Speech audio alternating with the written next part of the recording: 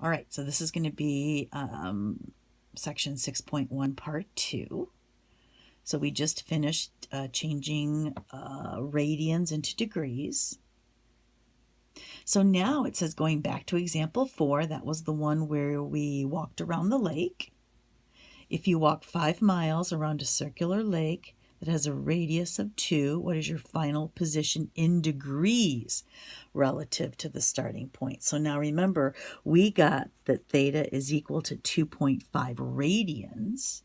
So I would have to take and change that radian measure to degrees. So I would multiply by 180 divided by pi. And if you just plug that into your calculator, do 2.5 times 180 and divide that answer by pi, you're going to get 143.2 degrees. All right, now let's go one step further and do another formula. So we talked about the fact that if you're talking about arc length, something like this, you're talking about this measurement right here. It's a linear measurement. When we're talking about the area of a sector is a portion of the circle. And when we find the area of the sector, we're finding the area of like a piece of pie. So notice the area where these arc length was a fraction or a portion of the circumference of a circle. If I'm looking for an area of a sector, that is going to be a fraction or a portion of the area of the circle. So here's the formula that you need. The area of a sector is going to be r squared theta over 2. That's the way the book gives it to you. I like to, when I memorized it, I said that it was 1/2 r squared theta. It means the same thing. Doesn't really matter which one you use. But again, your theta has to be in radian measure. Neither of these formulas can you use degree measures. So they're going to give you degree measures, and you have to remember to change them into radian measures before you plug them into the formula. Like in example 8, find the area of the sector of a circle of radius 5 formed by an angle of 40 degrees. Round the answer to 2 places. So the first thing that we have to do is we have to change 40 degrees into radian measure. So we're going to take 40 over 1 and multiply it by pi over 180. Now, because we're using this formula, we're going to want to do that in our calculators instead of leaving it as a fraction. So in your calculators, if you take 40 times pi and divide that by 180, you're going to get approximately 0.698. So that is the radian measure of the 40-degree angle. So if I go ahead, my formula is 1/2 r squared theta. So my area would be 0.5 times r squared. The radius is 5, so that's 25 times 0.698. That's my theta. When I multiplied this out, I got approximately, 8.73. And because, of course, it's area, it's square feet. Oh, excuse me. All right, a couple more to go. So now this is going to be just a little bit more difficult here. We're going to find the linear speed. Linear speed is like miles per hour.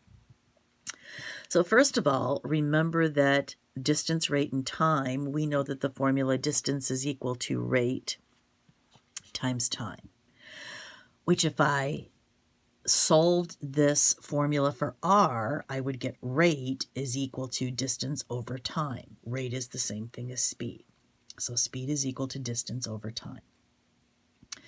In terms of a circle, the distance around the circle, which is the arc length, and if v is defined as the linear speed, sometimes I say linear velocity, and t is defined as time, we have the following formula for the speed around a circle.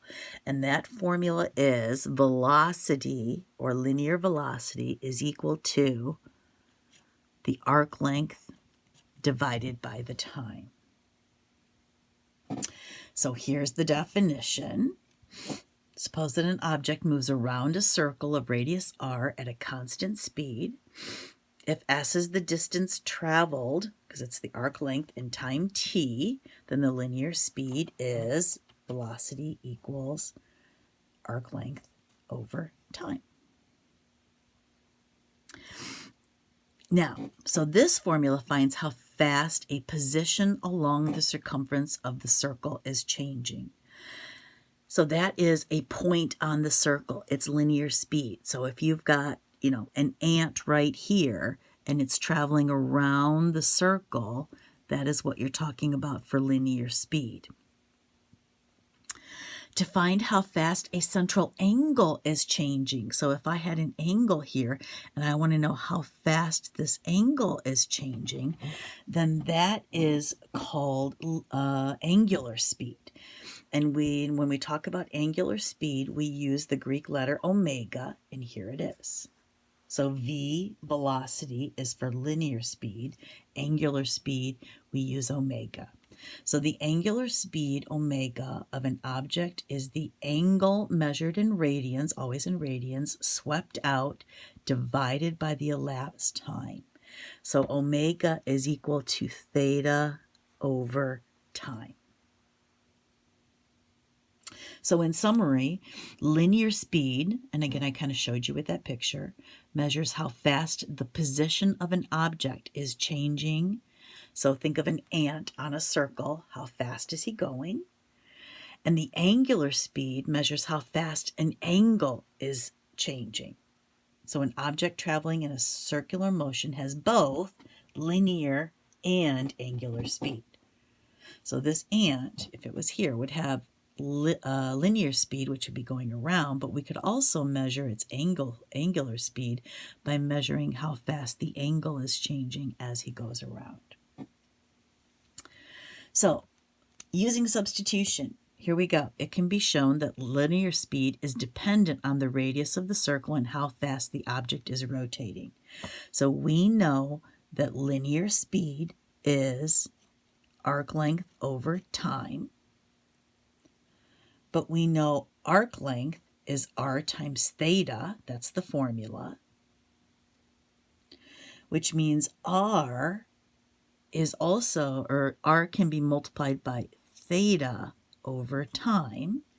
So we just kind of separated these two things, which is r times omega. So what they're getting at is another formula for linear speed is the radius times the angular speed. Okay, so we're going to do one example with this.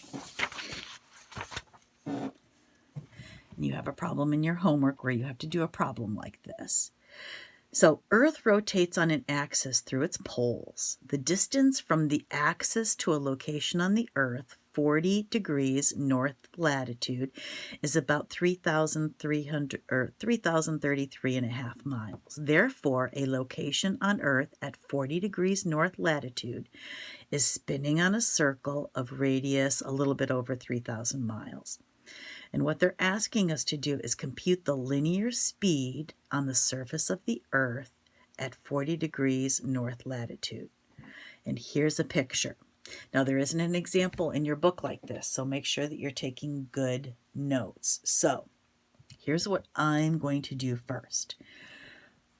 I'm going to look at omega first, which is my angular speed. So remember, omega is equal to theta in radians over time. So if I've got a spot on the Earth, and it doesn't matter, by the way, that it's 40 degrees, 50 degrees, 100 degrees. That is irrelevant, and it won't even come into our calculations here. Any spot on the Earth, its angular speed, well, what does it do? What is its angular speed? It goes 2 pi radians, or it makes a full circle every 24 hours, because that's how long it takes the Earth to rotate around once. So that is my angular speed, 2 pi over 24. Now that I have that angular speed, remember the linear speed, which is what they're looking for, is the angular speed times the radius. So my linear speed would be 2 pi over 24 times, and what is the radius of that point? It's 3033.5, and I'm going to put that over 1. Pick up your calculator, do the calculations, just multiply 2 times pi times 3033.5, divide that whole thing by 24, and I will tell you what you get is you get 794.2. Now, when we did this, this was in radians per hour, so radians per hour. As soon as you multiply this radian measure, as soon as you multiply this, your units on the top become whatever your units were for your radius. And our units for our radius was miles. So the radian measure becomes miles. So I'm going to label this now 794.2 miles per hour. All right, and there you go. That is 6.1.